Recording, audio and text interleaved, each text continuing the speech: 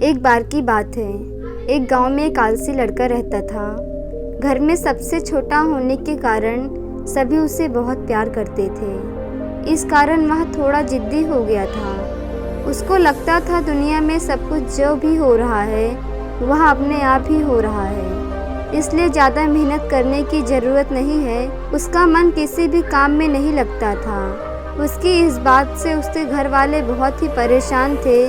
घर पर भी वह अपने काम को नहीं करता था, अपने भाई बहन पर टाल देता था।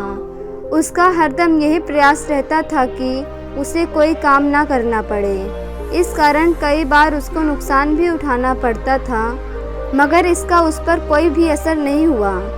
स्कूल से भी कई बार उसकी इस बात को लेकर शिकायत आ चुकी थी। जब उसका मन होता वह स्कूल जाता, नहीं तो नहीं जाता था। किसी की भी डांट का उस पर कोई असर नहीं होता था। परीक्षा के दिनों में भी सभी बच्चे पढ़ाई में लगे थे। सभी को अच्छे नंबरों से पास होना था। इसी कारण शाम को खेल का समय भी कम कर दिया गया था, मगर संजय पर इस बात का कोई असर नहीं था। वह बच्चों से कहता कि अरे क्या हम परीक्षा से इतना डरते हैं जो उसके आते ही खेलना छोड़ दें। वह रोज की तरह मैदान में जाता और खेलता। कई बार वह अकेले ही खेलता क्योंकि उसके सारे दोस्त तो परीक्षा की तैयारी में लगे हुए थे। उसको इस बात की जरा भी चिंता नहीं थी कि अगर उसने पढ़ाई नहीं की तो वह फेल हो जाएगा। हालांकि उसके दोस्तों ने उसको यह बात कई बार समझाने की कोशिश की, मगर सारे प्रयास विफल रहे। माता पिता तो उसको समझा कर पहले से ही थक चुके थे और आखिरकार परीक्षा का दिन भी आ गया। संजय ने जब प्रश्न पत्र देखा तो उसका सिर चकरा गया, क्योंकि उसे कुछ भी समझ नहीं आ रहा था। ये प्रश्न उसने पहले कभी नहीं पढ़े थे। उसने परीक्षा हॉल में नज़र दौड़ाई, सभी बच्चे लिख रहे थे, सिर्फ संजय को छुड़ाकर। यह देखकर वह बहुत उदास हो गया। उसका मन रोने का कर रहा था और उसे अपनी बेवकूफ़ी पर काफ़ी गुस्सा भी आ रहा था। जब परीक्षा परिणाम आया तो संजय को जिस बात का डर था वही हुआ। वह 2 विषय में पास नहीं हो पाया।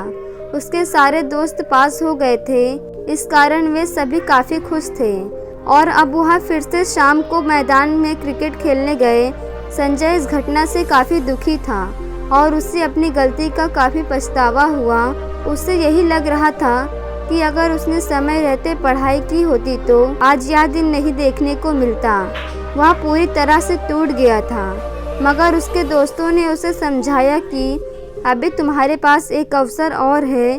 अगर तुम इस बार अच्छे से मेहनत करते हो तो तुम भी पास हो जाओगे और फिर हम सबके साथ अगली कक्षा में होंगे।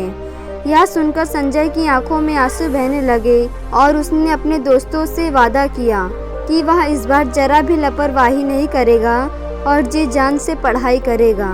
संजय अब मेहनत करने लगा था। जहां उसे कठिनाई महसूस होती वह मास्टर जी और दोस्तों के पास जाकर समझ लेता।